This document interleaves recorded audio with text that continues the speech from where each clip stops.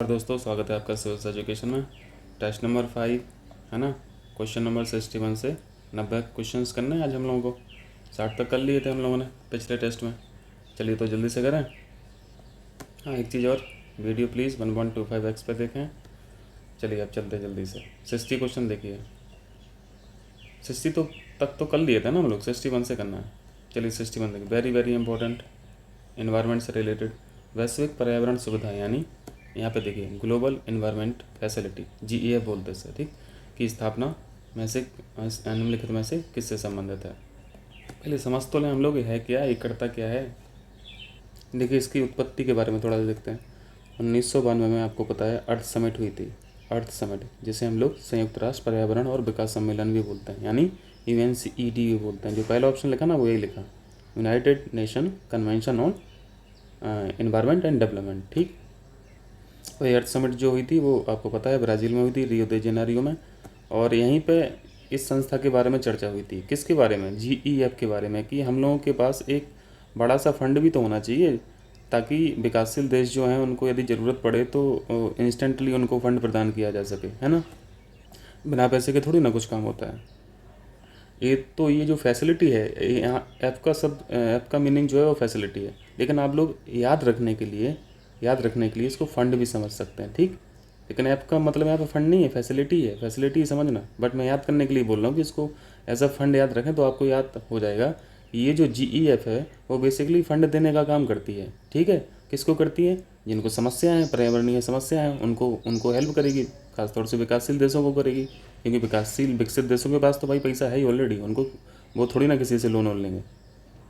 उन्होंने तो अपना एनवायरनमेंट की ऐसी तैसी करके अपना अपना डेवलपमेंट कर लिया। अब पूरा जो जो कॉज है वो विकासशील देशों पे थोप रहे हैं।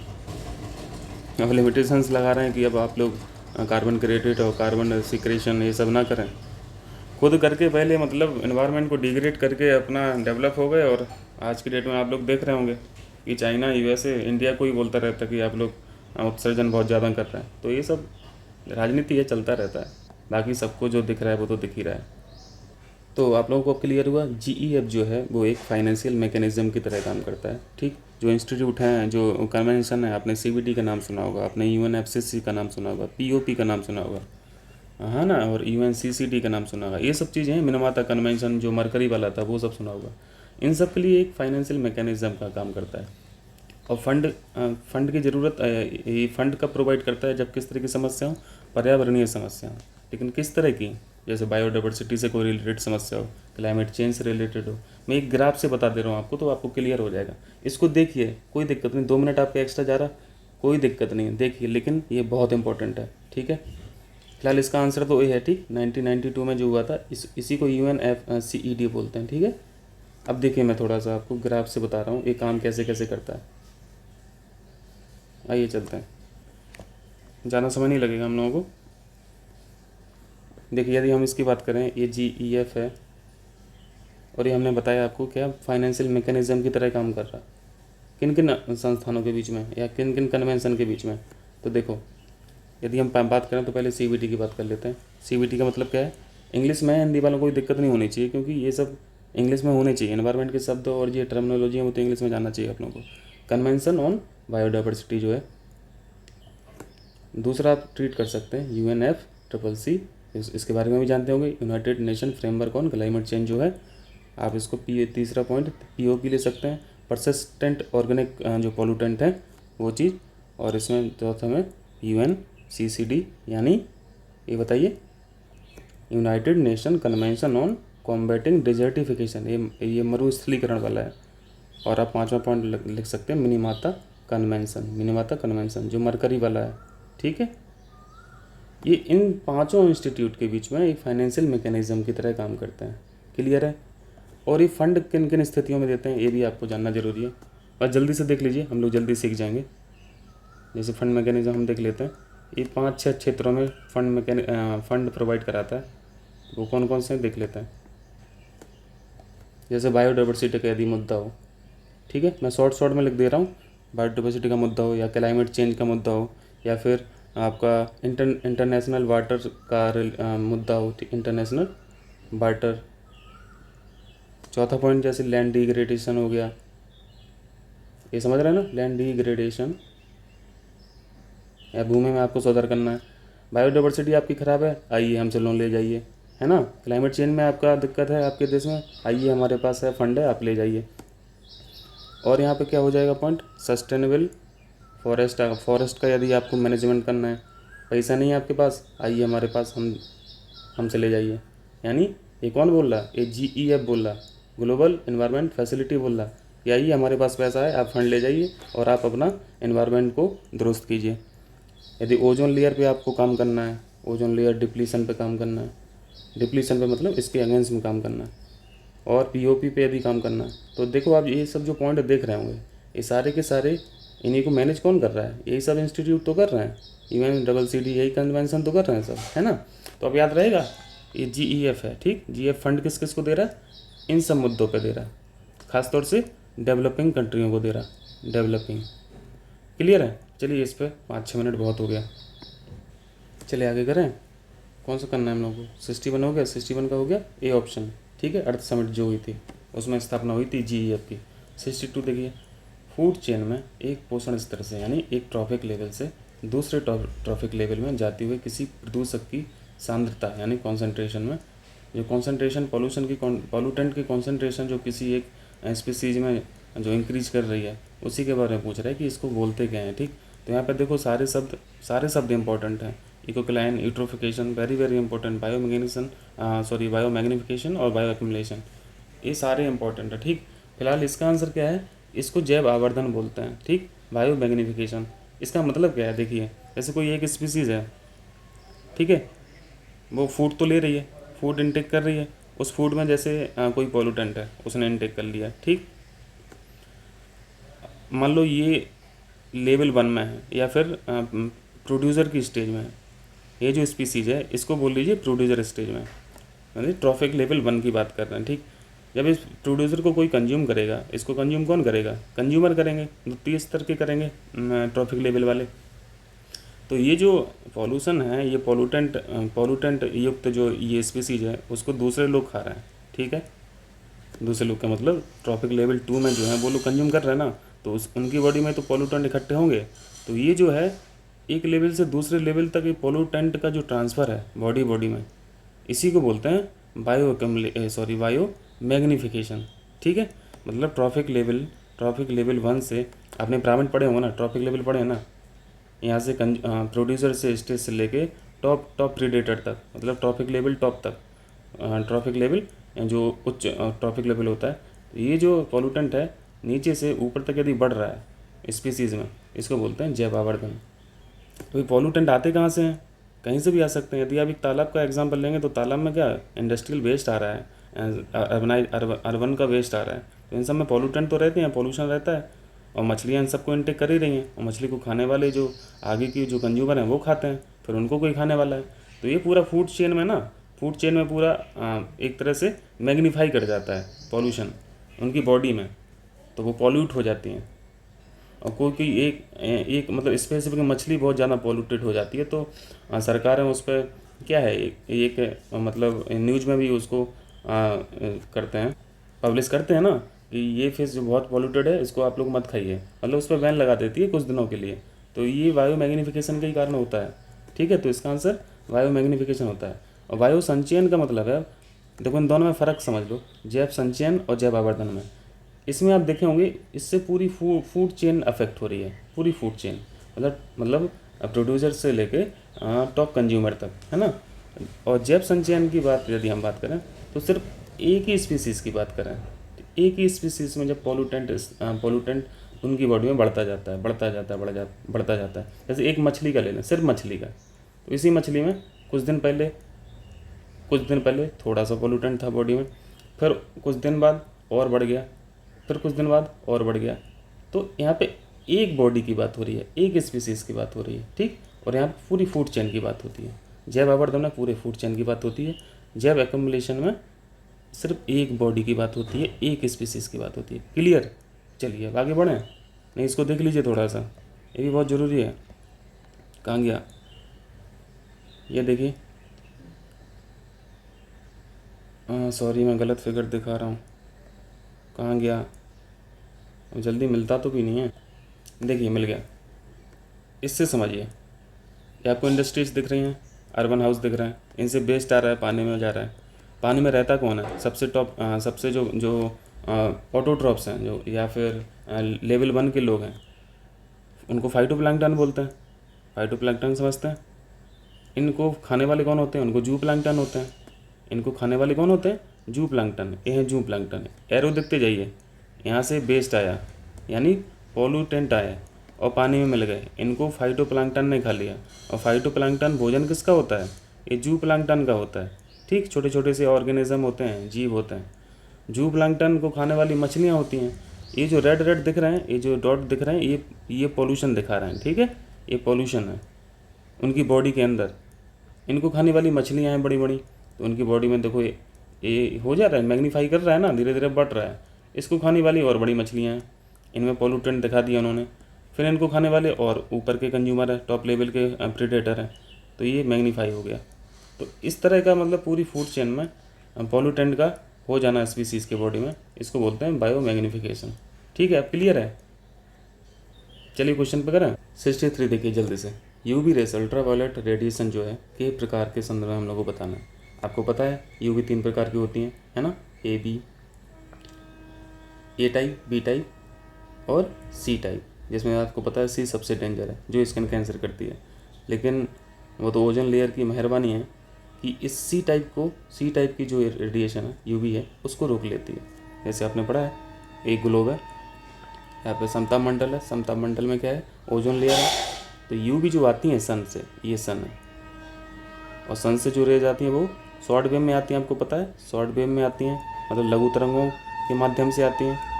इन्हीं में प्रकाश में, लाइट में ही तो ये अल्ट्रावायलेट रेज होती है ना। तो यहाँ पे तीनों तरीके की यूवीज़ हैं, यानी ए, बी, सी। तो ए बी की क्या है, ए की जो वेवलेंथ है वो बहुत ज़्यादा रहती है। ध्यान से सुनना, वेवलेंथ जो है वो बहुत ज़्यादा रहती है। बी की वेवलेंथ ए से थोड़ी सी कम रहती है।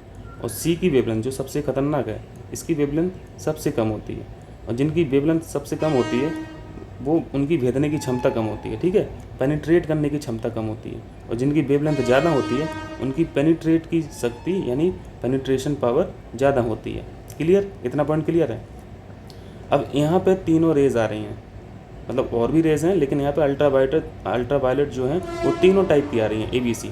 लेकिन यहाँ पे जो ओजोन लेयर है, यहाँ पे सी टाइप की अल्ट्रावायलेट को रोक ले रही हैं। ठीक है, और बाकी अंदर जो आ पा रही हैं, अंदर वो ए और बी टाइप की ही आ पा रही हैं। मतलब अर्थ एटमॉस्फेयर के अंदर, अर्थ के वातावरण के अंदर सिर्फ ए और बी टाइप की यूवी आ रही हैं, और अर्थ सरफेस तक आ रही हैं ए और बी। सी अर्थ सरफेस तक नहीं आती है, ओजोन लेयर उसको रोक लेती है। तभी तो इसको बचाने की बात करते हैं कि भैया इसको रोक लो, मतलब ओजोन लेयर डिप्लीटेड जो हो रही है, इसका जो क्षरण हो रहा है इसको रोक लो, नहीं तो तबाही मचा देगी। कौन? यूवी अल्ट्रावायलेट सी टाइप का जो है वो तबाही मचा देगी, क्योंकि वो अर्थ सरफेस तक आ जाएगी, वही चौपट कर देगी सबकी स्किन। ठीक है, तो ये कॉन्सेप्ट होता है तो थोड़ा इसका। तो यहाँ पे पढ़िए, यूवी ए टाइप विकिरण त्वचा की मध्य परत को भेद सकता है। आपको पता है ए और ए की वेवलेंथ और बी की वेवलेंथ ठीक ठाक होती है और ये भेद सकती हैं, तो इसका आंसर सही हो गया। सेकंड पॉइंट देखिए, सूर्य का यूवी सी विकिरण, सूर्य से ही निकलनी है अल्ट्रावायलेट रेस। ठीक है, लाइट ही तो मेन सोर्स है। ये इलेक्ट्रोमैग्नेटिक वेव्स होती है ना, आपने पढ़ा होगा वो। सूर्य का यूवी सी विकिरण पृथ्वी की सतह तक नहीं पहुंचता है, बिल्कुल नहीं पहुंचता है। पहुंच जाता यदि ओजोन लेयर ना होती तो पहुंच जाता, ओजोन लेयर की वजह से नहीं पहुंचता है। तो ये भी ठीक है। तो आंसर क्या हो गया? इसके आंसर हो गए दोनों। क्लियर? अब जो ओजोन लेयर में होल हो रहा है, तो होल से इतना डर क्यों रहा आदमी? क्योंकि उस होल के माध्यम से वो यूवी सी टाइप की जो अल्ट्रावायलेट रेज हैं वो अंदर तक आ जा रहे हैं, वही फिर कैंसर करती हैं। और जो बहुत ज़्यादा सेंसिटिव हैं आइस के, वो तो अंधे तक हो जाते हैं। और मज़े की बात क्या है कि यूवी टाइप्स जो सी है, अगर ओजोन लेयर ना होती तो ये पृथ्वी के सरफेस तक आ जाती, और अर्थ की सरफेस सी टाइप की रेडिएशन को यूवी सी टाइप जो है अर्थ सरफेस उसको मज़े से एब्जॉर्ब भी कर लेती है। बाकी को इतना एब्जॉर्ब नहीं कर पाती है, लेकिन सी को एब्जॉर्ब कर लेती है, तब तो और तबाही मचती। तो ओजोन लेयर को बचाना कितना इंपॉर्टेंट है, काम कर रही है ना हम लोग का, मॉन्ट्रियल प्रोटोकॉल काम कर रहा है। किगाली संशोधन इसमें हुआ अभी 2019 में, ये काम कर रहा है किगाली अमेंडमेंट। तो इम्प्रूवमेंट भी हो रहा है, ठीक है, ओजोन लेयर में इम्प्रूवमेंट भी हो रहा है। आप नासा की इमेज देखना, नासा की वेबसाइट पे देखें, ओजोन लेयर की इमेजेस देखना पिछले 50 साल की, बहुत इम्प्रूवमेंट हो रहा है। मतलब गवर्नमेंट सरकार के स्तर पर काम हो रहा है। अच्छा चलिए, ज़्यादा बात होगी इस क्वेश्चन में। 64 देखिए, निम्नलिखित में से कौन सा ओजोन क्षरण का परिणाम नहीं है। अब देख लीजिए किस चीज़ से ओजोन क्षरण नहीं होता है, ओजोन डिप्लीशन किस चीज़ से नहीं होता है। यहाँ पहला ऑप्शन पढ़िए, damage to the cornea of the eye lens, इससे तो होता है बिल्कुल। अगर ओजोन क्षरण हो जाएगा तो ये हो जाएगा ना, बिल्कुल कॉर्निया को क्षति पहुंचेगी। स्किन कैंसर तो बिल्कुल होना ही होना है। और जैव रासायनिक चक्र का परिवर्तन, ये आपको पता है ये बहुत इंपॉर्टेंट साइकिल होती है इकोसिस्टम के लिए। इसमें होता क्या है, वैसे बेसिकली न्यूट्रिएंट्स जो हैं, पोषक तत्व हैं, इनका ट्रांसपोर्टेशन होता है ना, एक जगह से दूसरी जगह, या एक स्पीसीज से दूसरी स्पीसीज, या एक मीडियम से दूसरे मीडियम। इसी से तो चल रहा है पूरा, इसी से तो भोजन वोजन मिलता है सारे सब चीज़ों को, चाहे फ्लोरा हो चाहे फोना हो, ठीक। मतलब यहाँ पे केमिकल रिएक्शंस का बहुत ज़्यादा रोल है। केमिकल रिएक्शंस होती हैं, एक फेज से दूसरे फेज में न्यूट्रिशन चेंज होते हैं, फिर उसको ग्रेस्प करते हैं। मतलब आपने पढ़ा होगा ना कि अमोनीकरण होता है, नाइट्रोजनीकरण होता है, ये सब किस में होता है, जब रासायनिक चक्र में तो होता है। न्यूट्रिशन के जो फेजेस हैं वो इन रिएक्शंस के कारण चेंज होते हैं। मान लो यहाँ पे यूवी रेज यदि इन सब में चेंज कर दे तो क्या होगा, आप सोच सकते हैं ना कितने बड़े स्तर पर लॉस हो सकता है इकोसिस्टम का। पता चला यूवी रेज के कारण अमोनीकरण हो ही नहीं रहा, अमोनिया अमोनिया चेंज ही नहीं हो पा रहा, नाइट्राइट में चेंज ही नहीं हो पा रहा है। ये जो मैं सब टर्म्स बोल रहा हूँ, शब्द बोल रहा हूँ ना, ये सब आपको इस साइकिल में मिलेंगे, ठीक है। साइकिल को ज़रूर पढ़ना है, इंपॉर्टेंट है। तो ये भी ओजोन क्षरण का परिणाम हो सकता है बहुत बड़े स्तर पर, तो ये भी पॉइंट ठीक है, लेकिन हम लोग को नहीं बताना है। मतलब क्वेश्चन पूछना क्या चाह रहा है, ओजोन क्षरण का परिणाम, ये कहना चाह रहे हैं कि ओजोन क्षरण यदि हो जाएगा, ओजोन लेयर ख़त्म हो जाएगी, तो किस चीज़ पे परिवर्तन नहीं आएगा, ये पूछना चाह रहे हैं। तो यहाँ पे चारों ऑप्शन में आपको दिख रहा होगा कि सब पे इफेक्ट पड़ेगा भाई। मतलब ऐसा जलवायु परिवर्तन को हम लोग कैसे बोल सकते हैं कि इस पर कोई फ़र्क नहीं पड़ेगा, इस पर भी तो फ़र्क पड़ेगा। लेकिन यहाँ पे सॉल्यूशन में, और मैंने थोड़ा सा नेट पे देखा था, और यहाँ पे थोड़ा सा क्या कह रहे हैं, ओजोन लेयर का और जलवायु परिवर्तन में रिलेशन जो दिखा रहे हैं वो माइन्यूट दिखा रहे हैं। मतलब ओजोन क्षरण से जलवायु परिवर्तन में चेंजेस तो हो रहे हैं, लेकिन काफ़ी कम मात्रा में हो रहे हैं। तो इसका आंसर इन्होंने सी बताया है, ठीक है। फिर भी मुझे कन्फ्यूजन है, आप लोग समय मिले तो इसको देखना, ओजोन लेयर डिप्लीशन में और क्लाइमेट चेंज में थोड़ा सा रिलेशन देखना, कैसे एक दूसरे को अफेक्ट कर रहा है। तो आंसर की के हिसाब से तो आंसर सी है, ठीक। चलिए 65 देखिए, मैचिंग का क्वेश्चन है, आसान सा क्वेश्चन है। ब्लैक कार्बन आप लोग समझते हैं, गाड़ी चलाते हैं, 2 पहिया चलाते हैं, 4 पहिया चलाते हैं, पीछे साइलेंसर से धुआं निकलता है, भाई तो सबसे बड़ा क्या है, स्रोत है कार्बन का। इंडस्ट्रीज, कारखाने चल रहे हैं, चिमनी निकल रही हैं, चिमनी से भयानक मात्रा में धुआं निकल रहा है, ये सब क्या है, कार्बन के स्रोत हैं। तो इसका आंसर क्या हो जाएगा, डीजल पेट्रोल जला रहे हैं ना, तो डीजल उत्सर्जन हो गया। मतलब ए और बी का क्या हो गया, बी का 2 हो गया, और बी का 2 एक ही ऑप्शन में, आंसर तो आपको मिल ही गया। मीथेन के बारे में पढ़ते होंगे, समुद्र का जो सतह है मीथेन बहुत बड़ी मात्रा में रिलीज करता है। आर्द्र भूमियाँ हैं जो वेटलैंड्स हैं, बहुत ज़्यादा मात्रा में सीक्रेट होता है यहाँ से मीथेन। तो डी का 4 हो गया, ठीक। और फ्लोरिनेटेड गैसें जो हैं वो सेमीकंडक्टर निर्माण जो फैक्ट्री होती हैं वहाँ से सीक्रेट होती हैं, रिलीज होती हैं। और नाइट्रस ऑक्साइड महासागरों में जीवाणुओं द्वारा bacteria breaking down nitrogen and ocean. तो सी का 3 हो गया। अच्छा क्वेश्चन है, देख लेना, बी ऑप्शन है, ठीक। आगे चलें, चलिए आगे चलते हैं। क्वेश्चन में पूछ रहा है, निम्नलिखित में से कौन सी भारत की सबसे बड़ी तितली है। अब तितली को ऐसे हल्के में मत लेना, किसी भी जीव को, किसी भी मधुमक्खी को हल्के में नहीं लेना, क्योंकि ये क्या होते हैं, ये टॉप पॉलिनेटर होते हैं। और पॉलिनेटर का आपने कल के टेस्ट में देखा होगा कि कितना बड़ा रोल है। अगर पॉलिनेटर नहीं होते तो प्लांट जो जगत है, जो प्लांट किंगडम है, वो चौपट हो जाता, ख़त्म हो जाता, होता ही नहीं। क्यों, क्योंकि पॉलिनेशन से ही तो उनका आगे का जनरेशन होता है। वो आगे का जनरेशन आप उसका वंश ही ख़त्म कर देंगे, पॉलिनेटर नहीं होंगे तो उनके वंश ख़त्म हो जाएंगे आगे के, ठीक। तो तितली का क्वेश्चन है, तो देख लेते हैं। सबसे बड़ी जो तितली है अभी गोल्डन बर्ड विंग है, ठीक है, गोल्डन बर्ड विंग। और ये हिमालय रीजन पे है, हिमालय। इसकी मैं फ़ोटो दिखा दे रहा हूँ, देखिए साइज में काफ़ी बड़ी है। ये देखिए, ये तितली है, ये है golden bird wing, golden bird wing. ये कलर गोल्डन है इसके पंखों पे, इसलिए शायद इसका नाम गोल्डन से है स्टार्टिंग में। चलिए क्वेश्चन पे करते हैं वापस। 67 देखिए, ये तो सिर्फ एक कन्वेंशन ही पूछ लिया। वन्य जीवों और वनस्पतियों की लुप्त प्राय प्रजातियों में अंतर्राष्ट्रीय व्यापार, यानी कन्वेंशन ऑन, ये साइट्स का फुल फॉर्म लिखा है इन्होंने, एक साइट्स है जो ये काम करती है किस पे, लुप्त प्राय प्रजातियों की व्यापार पे, अंतर्राष्ट्रीय व्यापार पे। Convention on international trade and endangered species of wild flora and fauna, sites का ही फुल फॉर्म है, ठीक। और इसको वाशिंगटन कन्वेंशन भी बोलते हैं। इम्पोर्टेंट संस्था है, हेडक्वार्टर कहाँ पे, हेडक्वार्टर स्विट्जरलैंड में, ठीक, स्विट्जरलैंड में, याद रखना। और इसको वाशिंगटन कन्वेंशन बोलते हैं। आंसर हो गया वी। और ये भी बाइंडिंग है, ये बाध्यकारी है पार्टी मेंबर पर, जो भी पार्टी मेंबर है बाइंडिंग। जैसे आपने मॉन्ट्रियल प्रोटोकॉल और किगाली प्रोटोकॉल पढ़ा हो ना, तो किगाली जो संशोधन हुआ था अमेंडमेंट, ये भी बाध्यकारी था, ये भी बाध्यकारी है, ठीक। चलिए, मतलब आप सिग्नेचर कर रहे हैं भाई मेमोरेंडम पे, तो आपको ये बाध्यकारी है, आपको करना पड़ेगा वो, मतलब एनवायरनमेंट के लिए, ठीक। ऐसा ना साइन करके बस अपने घर चले गए। 68 देखिए, हाल ही में समाचारों में रहा एक टर्म जो है एंथ्रोपोज। एंथ्रोपोज आप समझते होंगे, एंथ्रोज किसका रूट वर्ड है, ये ह्यूमन का है ना, ह्यूमन। एंथ्रोपोलॉजी मानव विज्ञान, मतलब एंथ्रोज जो रूट वर्ड है वो ह्यूमन का है, मानव का है। एंथ्रोपोज, तो देखो यहाँ पे एक्सपर्ट क्या कहते हैं कि कोविड-19 से, जो पेंडेमिक से जो नेचर में चेंजेस हुए हैं, मतलब इंसान तो अंदर रहा घर के अंदर, लेकिन नेचर में क्या क्या चेंज हुए इस कारण, इस दौरान आदमियों के, इंसानों के अंदर रहने से नेचर में क्या क्या चेंजेस हुए, उसको इन्होंने एंथ्रोपोज बोला है, ठीक। तो ये कोविड-19 से रिलेटेड है। क्लियर, आगे बढ़ें। चलिए 69 देखिए, ऑर्डर में बताना है कौन सी गैसें कितनी हैं वायुमंडल में।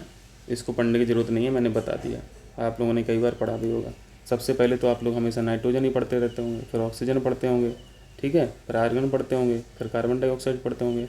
इसको नो AC के नाम से याद रखो, no AC, no air conditioner या नो एयर कंडीशनिंग।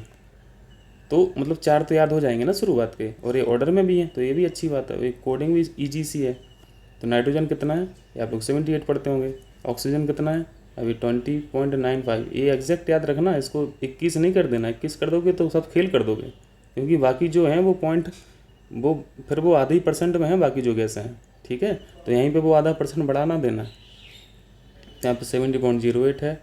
ये फिगर जो है ना बिल्कुल एग्जैक्ट याद होना चाहिए, खासतौर से इन दो के तो याद होना चाहिए एग्जैक्ट, ठीक। यदि इन दोनों को जोड़ोगे आप, तो ये तो वैसे ही ऑलरेडी 79.03 हो जा रहा है, सॉरी 99.03 हो जा रहा है।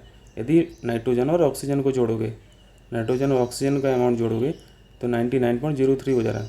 बाकी जो बचा है 0.97, बाकी जो गैसें अब इतनी ही तो बची हैं, मतलब 1% से भी कम है। अब आर्गन को भी तो जोड़ लो, आर्गन को जोड़ लोगे तो वो भी ख़त्म हो जाएगा। आर्गन 0.93 है, तो लो 0.93 अब यहाँ पे हो गया, और घटा दो, अब कितना बचा, 0.04 बचा। अब 0.04 जो है वो बाकी सब गैसें हैं, सोचिए मतलब कितना कम।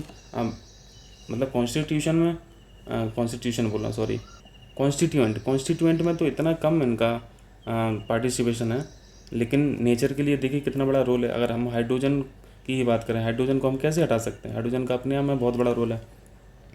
तो यहाँ पे कार्बन डाइऑक्साइड का कितना है, ये तो अलग से भी पूछा है, PCS ने इसको अलग से पूछा था कि कार्बन डाइऑक्साइड की वातावरण में कितनी मात्रा है, और ऐसे 4 ऑप्शन दे दिए थे, तो याद होना चाहिए, ठीक।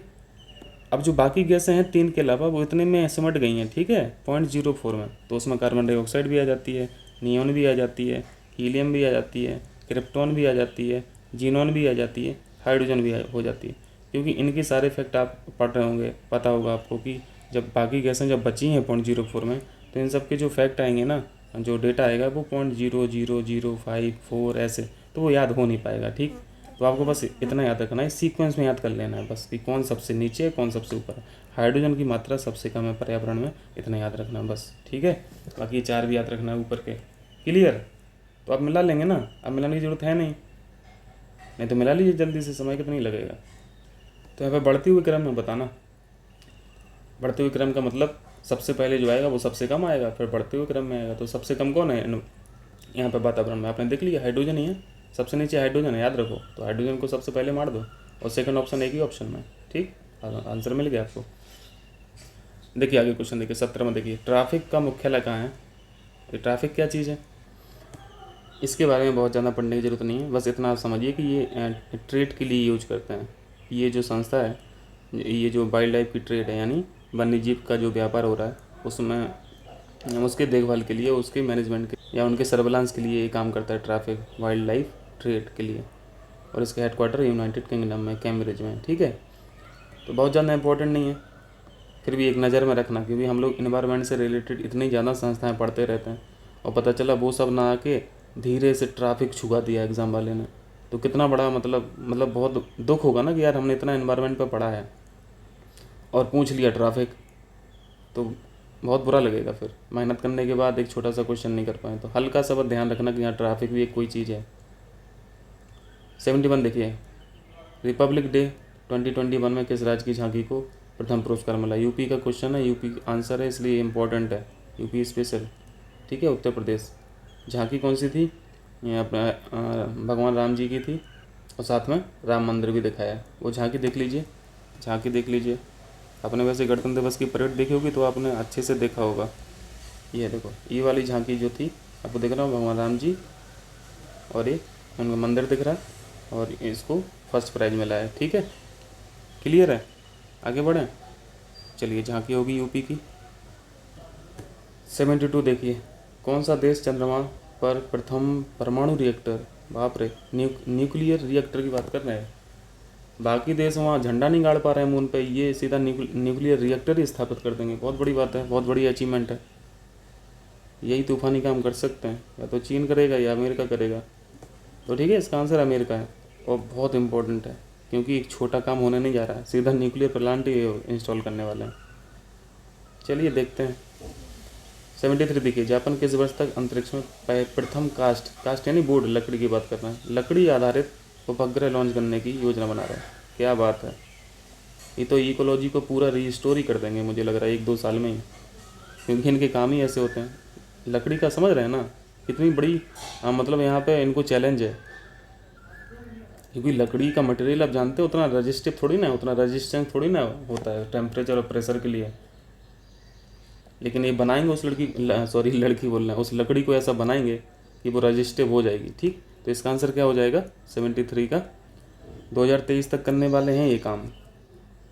चलो ठीक है,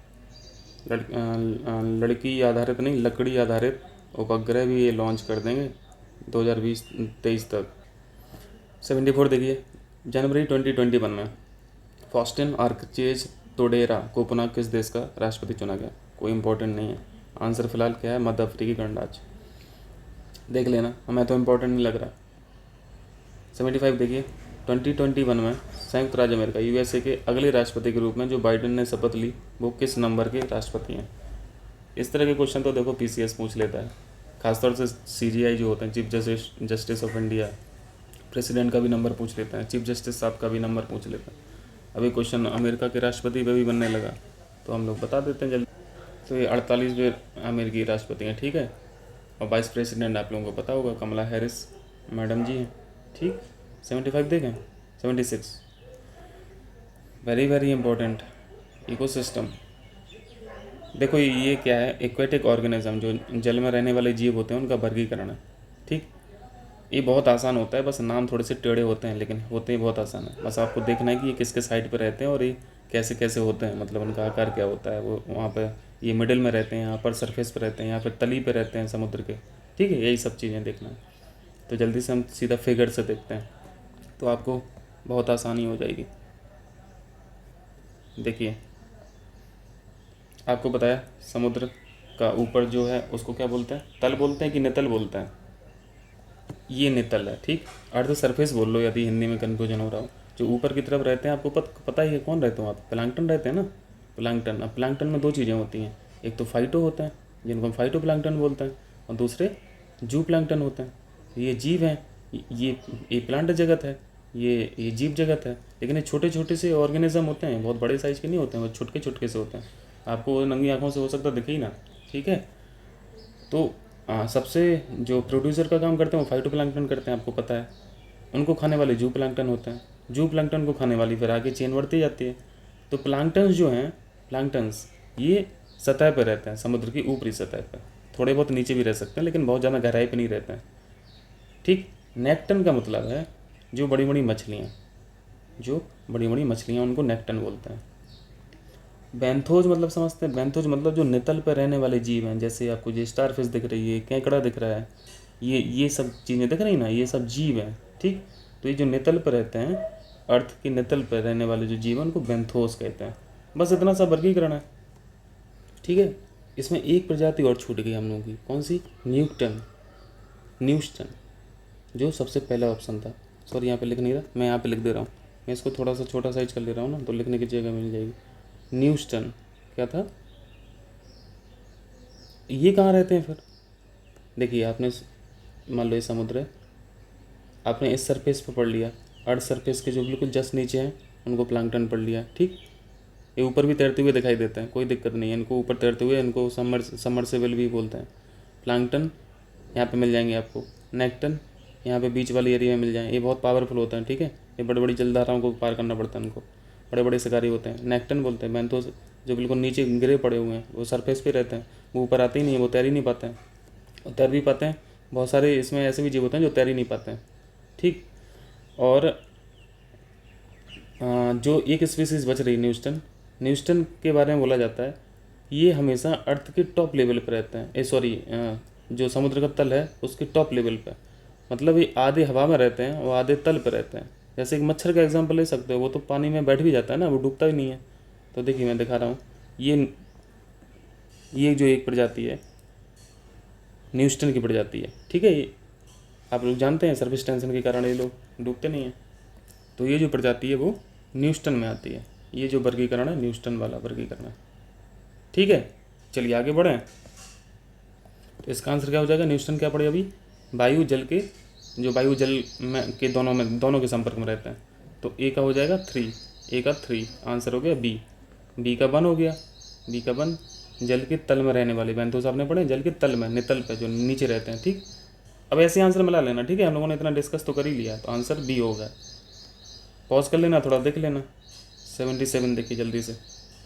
ये आसान सा क्वेश्चन है, कई बार पढ़ चुके हैं। मैंग्रोव क्या है? सॉल्ट टॉलरेंट प्लांट बोलते हैं ना इसे, सॉल्ट टॉलरेंट प्लांट, यानी इनको बोलते हैं क्या? लवण के जो सहिष्णु होते हैं, लवण से जो सहिष्णु होते हैं, सॉल्ट टॉलरेंट हो गया वो। तो ये रहते कहाँ हैं? जल्दी से मैच करा दीजिए। अच्छा देखना है सामने, इसके आगे जो लिखा है वो सही लिखा है कि नहीं। इसके आगे लिखा है कि इंक्रीज कोस्टल सॉइल इरोजन। भाई इरोजन थोड़ी ना करता है, इरोजन को तो ये तो रोकता है। इतनी तगड़ी पकड़ होती है इनके जड़ों की, तो ये तो गलत मैच है। पहला पॉइंट पढ़िए, ज्वार नदमुख यानी एस्चुरी। एस्चुरी समझते हैं ना, एक डेल्टाज होते हैं, एक डेल्टा होते हैं, एक एस्चुरी होते हैं। कुछ नदियाँ एस्चुरी बनाती हैं, कुछ नदियाँ डेल्टा बनाती हैं। जो वेस्ट फ्लोइंग नदी हैं वो एस्चुरी, जो ईस्ट फ्लोइंग नदी हैं वो बनाती हैं डेल्टा। तो ज्वार नदमुख के बारे में क्या लिखा? स्थलीय और महासागरीय पारिस्थितिकी तंत्र के बीच स्थित इकोटोन। यहाँ पर पढ़िए, इकोटोन आप लोग अच्छे से समझते हैं ना, हमने बताया था दो इकोसिस्टम में कोई दो इकोसिस्टम का जो बाउंड्री लाइन होता है, बाउंड्री लाइन के आसपास का जो रीजन होता है, या फिर यहाँ का जो संक्रमण एरिया होता है, संक्रमण समझते हैं ना। दो इकोसिस्टम को पकड़िए, लेकिन ये अलग अलग होना चाहिए दोनों इकोसिस्टम। एक महासागर का हो सकता है, एक नदी का हो सकता है, या फिर एक फॉरेस्ट का हो सकता है, एक ग्रासलैंड का हो सकता है। मतलब दो अलग अलग होना चाहिए, और इसके बीच का जो एरिया होता है उसे बोलते हैं इकोटोन। तो इन्होंने एस्चुरी के बारे में लिखा है, ecotone between terrestrial and ocean ecosystem. यहाँ पर टेरेस्ट्रियल इकोसिस्टम ही सही लिखा है, आप लोग सोचिए थोड़ा। ठीक है, ओशियन में तो गिरती है नदी, ओशियन तक तो आएगी, तो एक इकोसिस्टम तो ओशियन हो जाएगा। लेकिन जो आ रही है वो क्या टेरेस्ट्रियल है कि खुद रिवर है? वो भाई खुद रिवर है। इसका मतलब है दो इकोसिस्टम जो हैं, एक रिवर है उसमें और दूसरा इकोसिस्टम जो है वो ओशियन है। ठीक है। ये दो इकोसिस्टम का जो बीच का संक्रमण का एरिया है उसे वो इकोटोन होगा। ठीक है। तो यहाँ पे इकोटोन बिटवीन जो टेरेस्ट्रियल लिखा है ना, ये टेरेस्ट्रियल गलत लिखा है, यहाँ पर रिवर लिखना चाहिए था। इसका मतलब ये भी सम्मिलित नहीं है ना।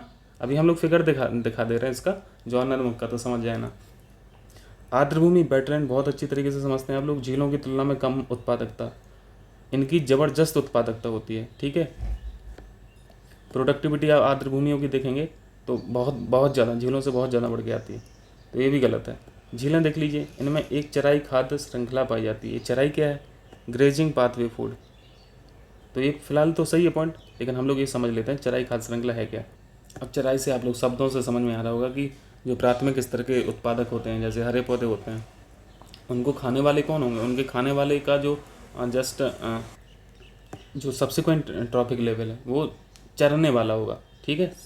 यानी चरने वाले जो जानवर हैं वो कर लेंगे भक्षण किसका? ऑटोट्रॉप्स का, पहले स्तर के उत्पादकों का। तो ये आपका चराई खाद्य श्रृंखला हो गई है।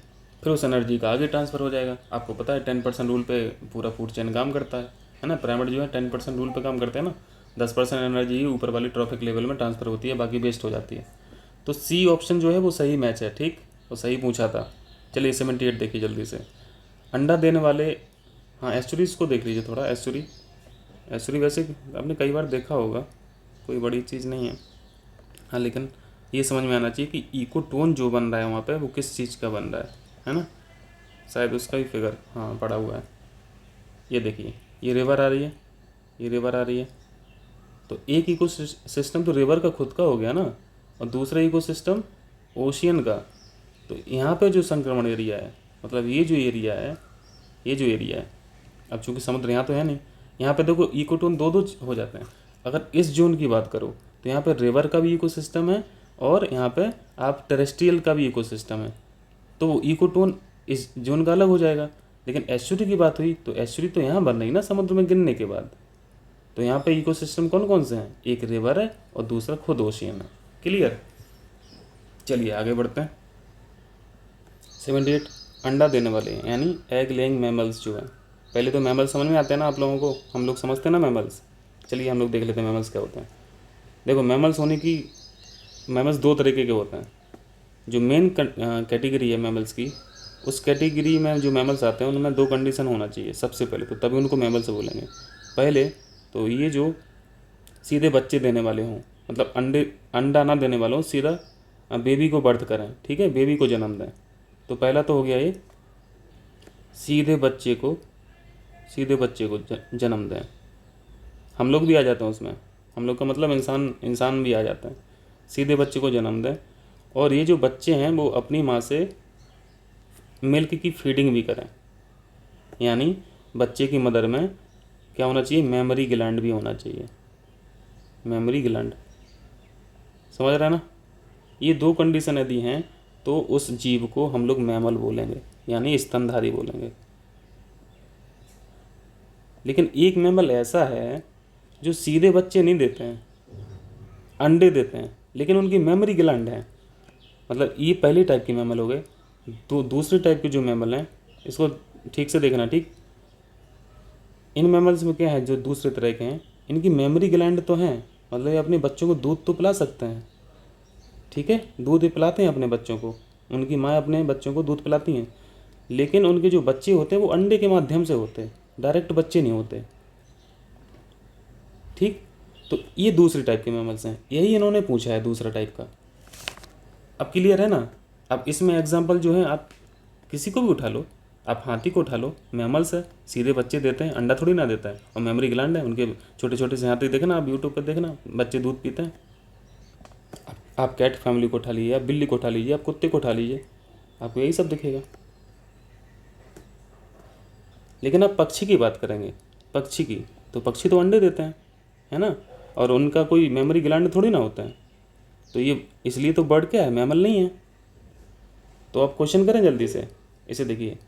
उन्हें अंडज स्तनी, भाई इंग्लिश में पढ़ लो नहीं तो दिमाग का दही बन जाएगा अभी। क्या है ये अंडज स्तनी? They are also known as monotremes, ठीक है, उन्हें बोलेगा मोनोट्रीम्स के रूप में जाना जाता है। सेकंड पॉइंट है वे केवल ऑस्ट्रेलिया और न्यूजीलैंड में पाए जाते हैं। पहले तो इतना कठिन क्वेश्चन है यही, ये क्या है मोनोट्रीम, और दूसरा ये भी पूछ ले कि भाई कहाँ कहाँ पाए जाते हैं। इसमें तो माथा पकड़ लेंगे लड़के, मतलब समझ रहे हैं ना। एक तो मोनोट्रीम नहीं मुझे पता क्या होता है, ऊपर से पूछ लिए रहते कहाँ हैं, तब तो क्या हालत होगी, समझ ही रहे हैं। भगवान मालिक है, फिर तो क्वेश्चन बन जाए। लेकिन अब तो आप समझ गए ना, मैमल्स दो तरह के समझ गए, और जो दूसरी तरह के जो मैमल्स थे उन्हीं के बारे में पूछ रहा है। अंडा देने वाले स्तनधारी, यानी ये अंडा देते हैं और इनमें मेमोरी ग्लैंड भी होती हैं, वो अपने बच्चों को दूध पिलाते हैं। तो ऐसी जो प्रजाति है ना बहुत लिमिटेड है अपने अर्थ का, अर्थ भी बड़ा रहस्यमय है। इस तरह के जो मैमल हैं जो अंडा देते हैं और अपने बच्चों को दूध पिलाते हैं, ऐसे सिर्फ और सिर्फ 5 तरह के जानवर हैं। कितनी मतलब अजीब सी बात है, पूरे ग्लोब पे 5 तरह के जानवर हैं, 5 टाइप्स ऑफ एनिमल्स हैं ऐसे जो अंडा देते हैं, और मतलब जो अंडा देने वाले स्तनधारी हैं, सिर्फ 5। बहुत अजीब सी बात नहीं लग रही है? और ये 5 कौन से हैं उनको देख लो, क्या पता अगली जनरेशन उनको देख पाए कि नहीं देख पाए, सब ने पड़ जाए। ये जो हैं देखो यहाँ पे 5 तरह के हमने बताया, तो ये 5 तरीके के ही हैं, मतलब इसमें एक फिगर नहीं है, लेकिन वो भी इसी तरीके का है। ये सब अलग अलग तरीके के हैं, एक जैसे नहीं है, इनमें थोड़ा थोड़ा सा फ़र्क होता है।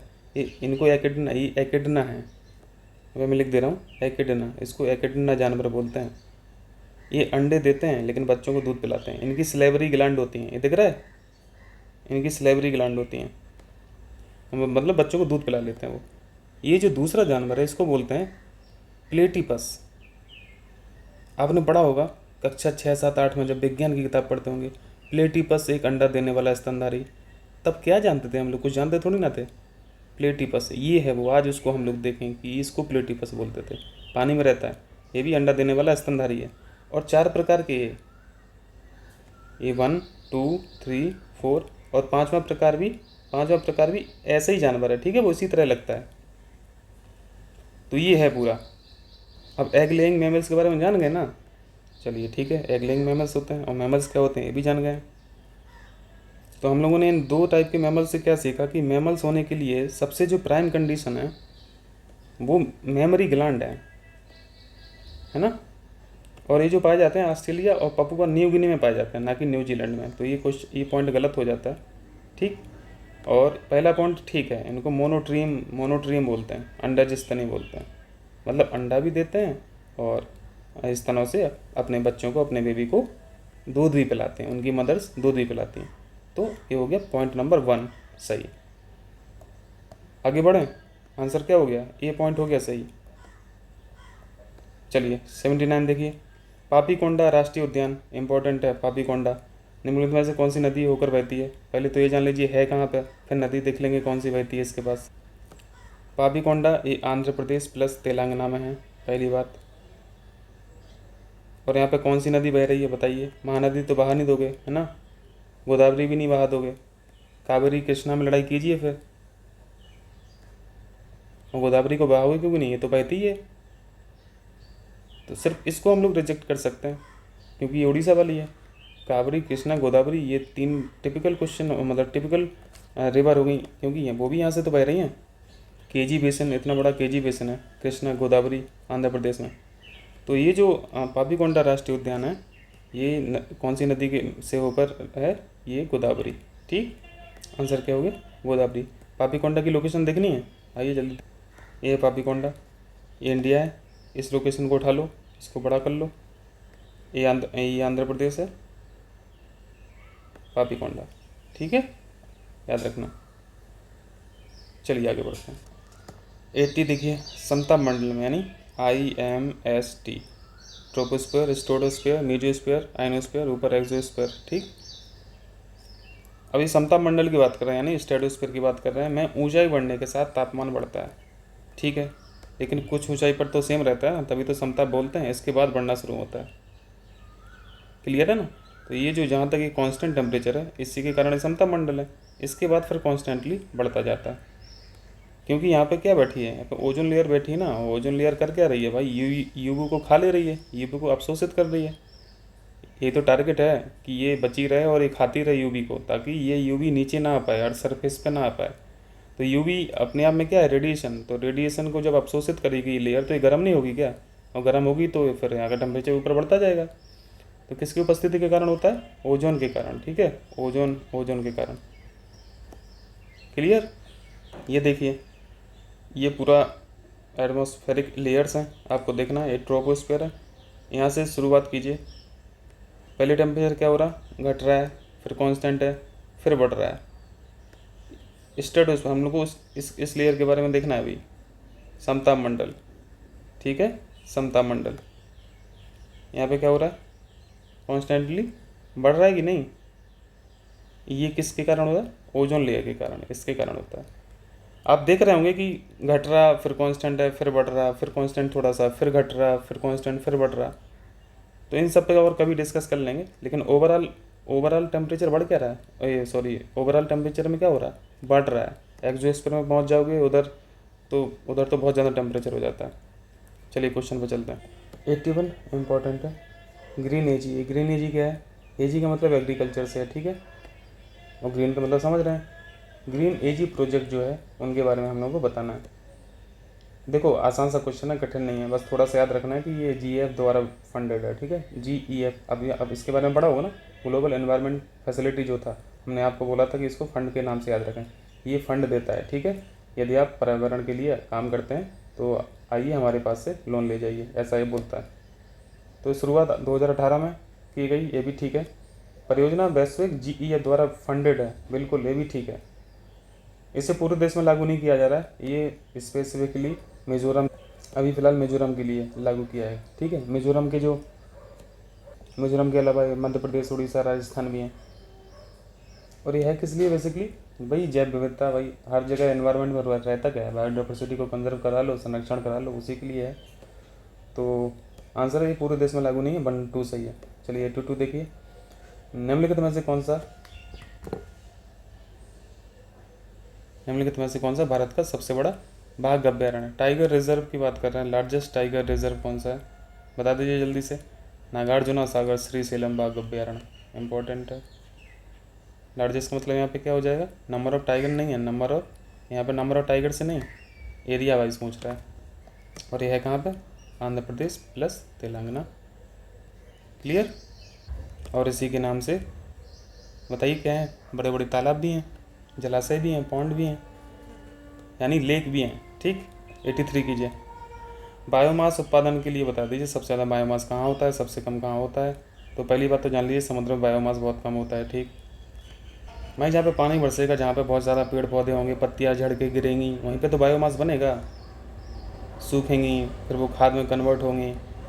और जहाँ पे पेड़ ही नहीं है, पत्तियाँ नहीं है, पेड़ नहीं होंगे तो पत्तियाँ नहीं होंगी, पत्तियाँ नहीं होंगी तो झड़ेंगी कहाँ से, और वो ह्यूमस कैसे बन पाएंगी, वो ह्यूमस ही नहीं बन पाएंगी, ह्यूमस नहीं बनेंगे तो बायोमास कहाँ से इकट्ठा होगा। तो देख लीजिए कहाँ पे सबसे ज़्यादा पेड़ पौधे हैं, वहीं पे वो सबसे ज़्यादा बायोमास उत्पन्न करने वाला हो जाएगा।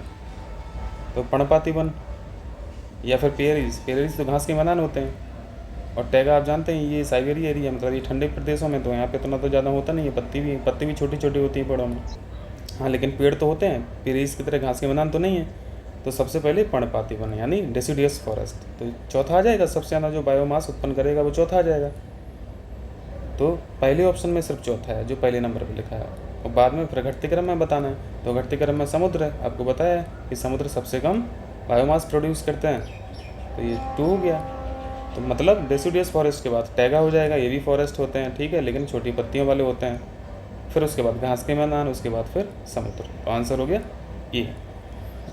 अब वो हम लोग को याद करने की ज़रूरत नहीं है कि ये पर्णपाती वन जो है वो प्रति वर्ग मीटर स्क्वायर के क्षेत्रफल में कितना बायोमास पैदा करते हैं, इतना कौन याद रखेगा यार, उसको छोड़िए, क्या करना है। 84 देखिए। निम्नलिखित में से कौन सा पारिस्थितिक असंतुलन का कारण नहीं है, not a reason for ecological imbalance. तो पहले ये फाइंड कर लें कि पारिस्थितिक असंतुलन के कारण कौन कौन से हैं। भाई शहरीकरण से, अर्बनाइजेशन से तो ज़बरदस्त असंतुलन हो ही रहा है, झूम कृषि से तो हो ही रहा है, वनों में चारागाह भूमि में रूपांतरण पूरा कन्वर्ट कर दे रहे हैं आप, ग्रेजिंग लैंड को फॉरेस्ट में या फॉरेस्ट को ग्रेजिंग में, और फिर ग्रेजिंग से आप पूरा उधर में बिल्डिंग बना ले रहे हैं। तो ये सब तो चौपट कर ही दिए इन्हीं सब ने, तो इन्हीं सबको तो रिस्टोरेशन की बात हो रही कि भैया सुधर जाओ, अभी भी मौका है। तो इसमें कोई भी ऐसा कारण नहीं लिखा है जो असंतुलन का कारण नहीं है, तो आंसर हो गया डी। क्लियर है। 89 देखिए जल्दी से, 85 सॉरी, हाँ 85 देखना, इसको हम लोग पढ़ते नहीं, सीधा कथन कारण पढ़िए। सामान्यतः एक खाद्य श्रृंखला यानी फूड चेन में केवल 4 या 5 पोषक स्तर होते हैं। हाँ 4 तक तो होते हैं, लेकिन यहाँ लिखा है तो चलो ठीक है, 4 5 तक होते हैं, 4 से ज़्यादा तो 4 5 से ज़्यादा नहीं हो सकते। अब भाई एक जंगल की बात करें तो सबसे ऊपर शेर को ही तो बैठा लोगे, और शेर से ऊपर किसको लाओगे, अब डायनासोर तो बचे नहीं है ना, तो शेर खुद अपने आप में कहाँ चौथे लेवल पे आ जाता है, तो उसके ऊपर तो कुछ है ही नहीं, तो कहाँ बैठा लोगे, कहीं कहीं 5 दिख जाएंगे, लेकिन इसके ऊपर नहीं दिखेंगे आपको, क्योंकि उसके ऊपर का ट्रॉफिक लेवल में वो स्पीसीज है ही नहीं है। अब डायनासोर नहीं बचे हैं, या फिर इससे बड़ा प्रीडेटर नहीं बचा है कोई। तर्क देखिए, प्रत्येक पोषक स्तर पर अनुपयोगी ताप के रूप में कुछ ऊर्जा का क्षय हो जाता है। 10% रूल याद कीजिए, 10% रूल। हर ट्रॉपिक लेवल में जो ऊर्जा ट्रांसफ़र होती है वो 10% ही होती है, बाकी 90% क्या हो जाती है, वेस्ट हो जाती है। ठीक है, तो ये बात ठीक है। अब मान लो तुम यहाँ पे ये जो 10% ट्रांसफ़र हो रही, अब एक अंदाज़ा लगाओ, मान लो 100 यूनिट यहाँ पे एनर्जी है, ठीक, जो प्रोड्यूसर या उत्पादक पैदा कर रहे हैं, ठीक, पहले ट्रॉपिक लेवल पे। अब इसका 10% जाना है, 10 बचा, फिर ऊपर जाना 1 बचा, तो अभी तो सेकंड लेवल पे ही आए। ये फर्स्ट लेवल है, सेकंड लेवल है, मतलब ये फर्स्ट है, ये सेकंड है, ये थर्ड है, चौथे लेवल पे आ जाओ। अब इसका 10% 0.01 हो गया, मतलब आगे फिर एनर्जी बचेगी नहीं। एनर्जी नहीं बचेगी तो फिर स्पीसीज कहाँ से रह जाएगी। इसका मतलब है ये दोनों सही हैं, ठीक। अब चाहे प्रीडेटर के पॉइंट ऑफ व्यू से देख लो या फिर एनर्जी के पॉइंट ऑफ व्यू से देख लो, आंसर ए हो जाएगा। 86 देखिए, कौन सा राज्य एक्सप्रेस वे पर 2 हवाई पट्टियों वाला भारत का प्रथम राज्य बन गया है। आपको पता है यूपी में अभी अच्छा खासा हुआ था पिछले साल भी, बड़े बड़े चौड़े चौड़े रोड बन गए हैं, सीधा फाइटर प्लेन आते हैं वहाँ पे लैंड भी कर जाते हैं। ठीक है, कोई दिक्कत नहीं है, तो यूपी का आंसर हो गया। और ये 2 कौन कौन से एक्सप्रेस वे थे आपको पता होना चाहिए, एक तो यमुना था, यमुना एक्सप्रेस वे, और दूसरा आगरा एक्सप्रेस वे। अभी हवाई पट्टी की तरह भी काम करेंगे, ठीक, तो यूपी हो गया आंसर। 87 देखिए, अल्पसंख्यक कार्य मंत्रालय यानी ministry of minority affairs Hunar Haat का आयोजन किया गया। हुनर हाट समझते हैं? हुनर हाट एक बड़ी सी जगह में क्या एक तरह से क्या मेला टाइप का लगता है, और उसमें एक से एक एक्सपर्ट लोग अपने अपने सामान लेके आते हैं, अपना प्रोडक्ट बनाते हैं, वहाँ पे एक्सपर्टीज़ दिखाते हैं, लोग आते हैं, देखते हैं, ख़रीदते हैं। ठीक है, ये हुनर हाट है, मेले की तरह समझ लो, लेकिन वहाँ पे मेले की तरह लोग नहीं रहते हैं, मतलब देखने वाले मेले की तरह कह सकते हो, लेकिन जो वहाँ पे दुकान में हैं, जो प्रोडक्ट अपना बना रहे हैं, वो उनमें बहुत एक्सपर्टीज होती है, बहुत उच्च स्तर के उनमें स्किल होती है। ठीक, अगर वो चाट समोसा भी बेच रहे हैं तो वो चाट समोसा में एक यूनिकनेस होगी। ठीक है, तो ये हुनर हाट है। और ये कहाँ पे आयोजन किया गया? ये लखनऊ में किया गया था। आपने देखा होगा, मोदी जी गए थे, बहुत सारी चीज़ें उन्होंने देखा भी था, वहाँ पे उन्होंने व्यंजन का भी स्वाद लिया था। कुछ फ़ोटो में दिखा दे रहा हूँ तो आपको बिल्कुल याद आ जाएगा। ये देखिए, मोदी जी हुनर हाट में एक दुकान के सामने खड़े हैं, लिट्टी चोखा खा रहे हैं, तो ये लिट्टी चोखा में कुछ यूनिकनेस होगी वहाँ पर। ठीक है, ये सामान्य सा लिट्टी चोखा ना है। ये देखिए, यहाँ पे इनसे ये मुलाकात कर रहे हैं। ठीक है, मतलब इस तरह का हुनर हाट होता है मेले के रूप में। ठीक, चलिए 89 देखिए, जापान की यूनिक्लो कंपनी ने अपने वस्त्रों के निर्माण हेतु कच्चा माल खरीदने के लिए भारत के किस शहर के साथ समझौता किया?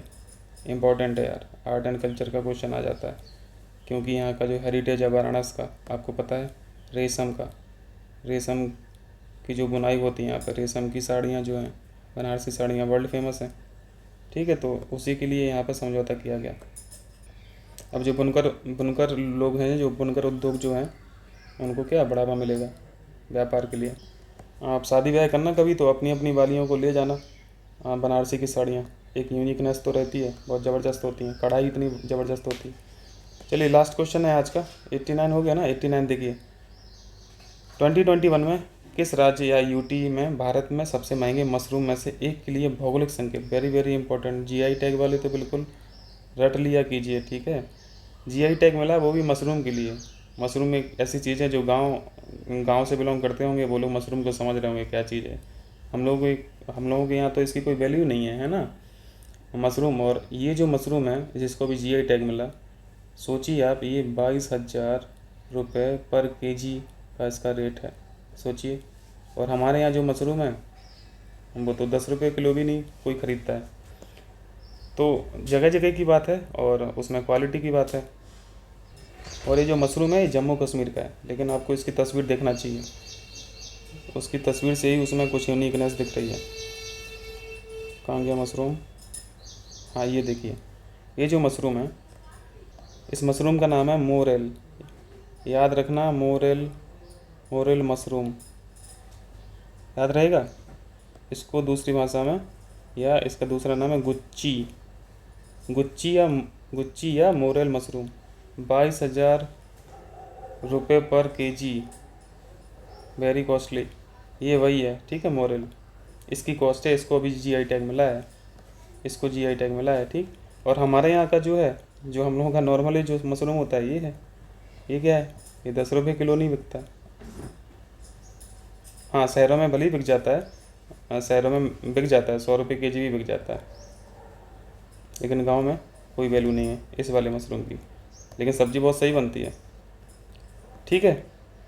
और ये जो, हाँ इसकी भी इमेज तो वो उस टाइम पे शायद भूल गया हूँ मैं। ये देखो fighter plane, Yamuna expressway, Agra expressway पे उतर रहे हैं, मतलब एयर स्ट्रिप की तरह काम करेगी रोड, ठीक है। तो आज का वीडियो हो गया कंप्लीट। अगले वीडियो में हम लोग क्या करेंगे, 91 से 120। अभी तक के लिए बहुत बहुत शुक्रिया जुड़ने के लिए, थैंक यू।